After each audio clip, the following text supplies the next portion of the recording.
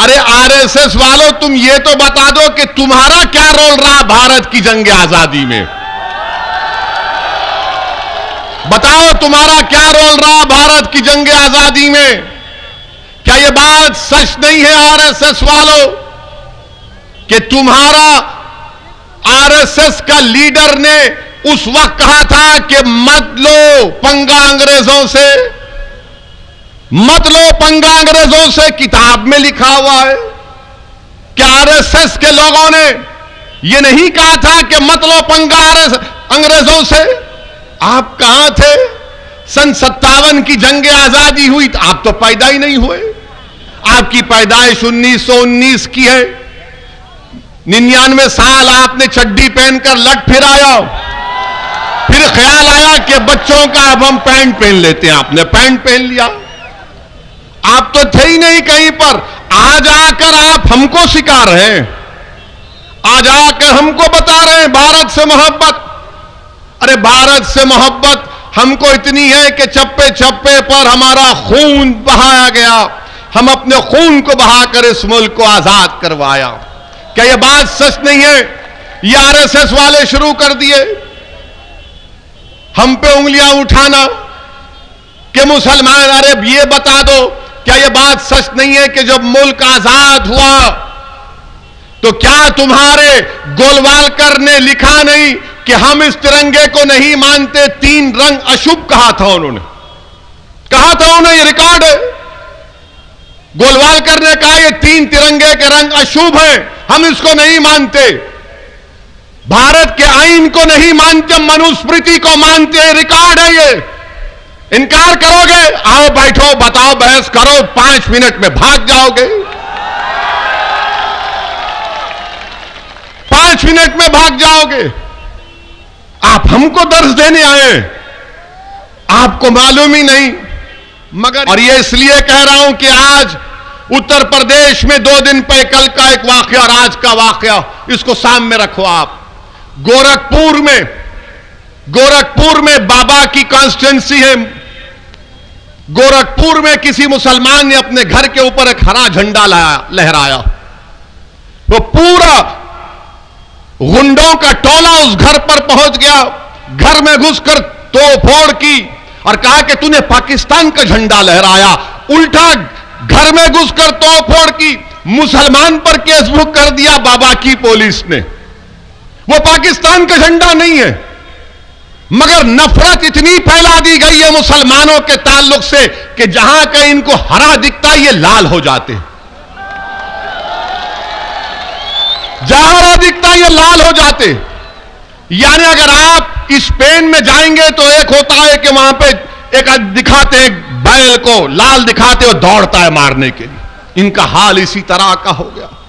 पाकिस्तान का झंडा नहीं है। तुम लोग अंधे हो, तुम लोग जाहिल हो, तुम लोग पढ़े लिखे नहीं हो। तुम्हारी काबिलियत सिर्फ यही है कि तुम्हारे दिलों में मुसलमानों से नफरत कूट कूट के डाल दी गई और तुमको मौका इसलिए मिल रहा है कि जब मुसलमान के घर को तोड़ा जाता है तो ना अखिलेश बोलेंगे, ना कांग्रेस बोलेंगी, ना बीएसपी बोलेंगी, सब खामोश बैठे रहेंगे।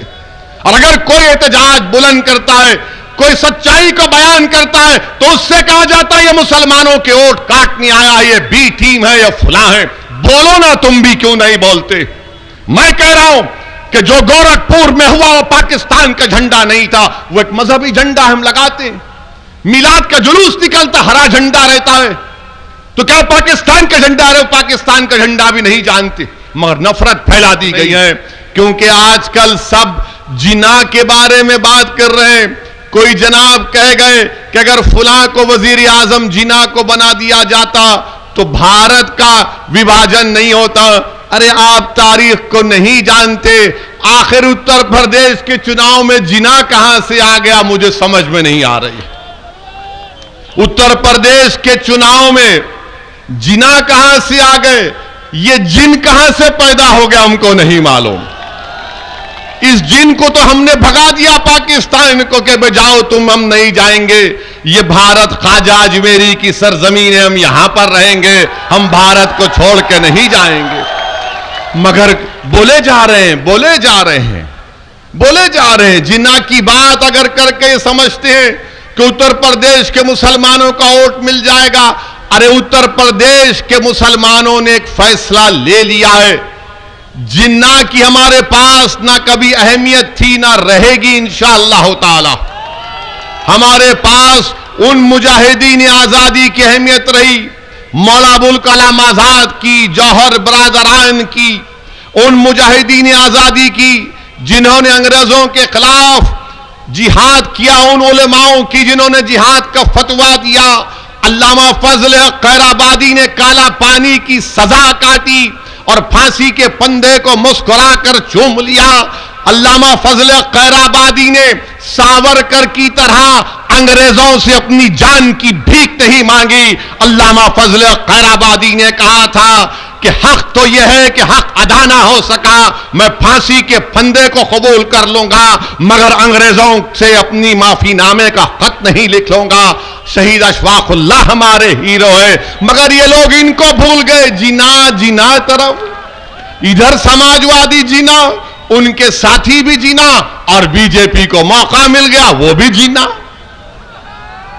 अरे आरएसएस वालों, तुम ये तो बता दो कि तुम्हारा क्या रोल रहा भारत की जंग आजादी में। बताओ तुम्हारा क्या रोल रहा भारत की जंग आजादी में।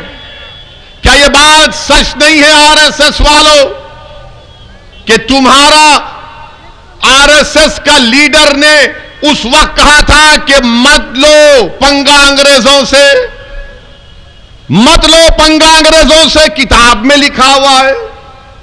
क्या आरएसएस के लोगों ने यह नहीं कहा था कि मत लो पंगा अंग्रेजों से? आप कहां थे? सन 57 की जंग आजादी हुई तो आप तो पैदा ही नहीं हुए। आपकी पैदाइश 1919 की है। 99 साल आपने चड्डी पहनकर लट फिर आया, फिर ख्याल आया कि बच्चों का अब हम पैंट पहन लेते हैं, आपने पैंट पहन लिया। आप तो थे ही नहीं कहीं पर। आज आकर आप हमको सिखा रहे हैं, आज आकर हमको बता रहे हैं भारत से मोहब्बत। अरे भारत से मोहब्बत हमको इतनी है कि चप्पे चप्पे पर हमारा खून बहाया गया, हम अपने खून को बहाकर इस मुल्क को आजाद करवाया। क्या यह बात सच नहीं है? ये आरएसएस वाले शुरू कर दिए हम पे उंगलियां उठाना कि मुसलमान। अरे ये बता दो, क्या यह बात सच नहीं है कि जब मुल्क आजाद हुआ तो क्या तुम्हारे गोलवालकर ने लिखा नहीं कि हम इस तिरंगे को नहीं मानते, 3 रंग अशुभ कहा था उन्होंने, कहा था उन्हें, ये रिकॉर्ड है। गोलवालकर ने कहा ये 3 तिरंगे के रंग अशुभ हैं, हम इसको नहीं मानते, भारत के आईन को नहीं मानते, मनुस्मृति को मानते हैं, रिकॉर्ड है ये। इनकार करोगे? आओ बैठो, बताओ, बहस करो, 5 मिनट में भाग जाओगे, 5 मिनट में भाग जाओगे। आप हमको दर्ज देने आए, आपको मालूम ही नहीं। मगर ये शुरू हो गए। चुनाव उत्तर प्रदेश के हैं और वो शख्स जो पड़ोसी मुल्क का है उसको मुद्दा बना रहे हैं और ये समझ रहे हैं कि मुसलमान खुश होगा। अरे मुसलमान नहीं खुश होगा। तुम जानते नहीं हो मुसलमानों की जहनियत को, मुसलमानों की तकलीफ को, मुसलमानों के मसाइल को। इसीलिए लेकर जा रहे हैं उस तारीख के उस वाकयात में जो मौजूदा दौर से उसका कोई ताल्लुक नहीं है, ना पहले था, ना अब है, ना इंशाअल्लाह मुस्तकबिल में रहेगा।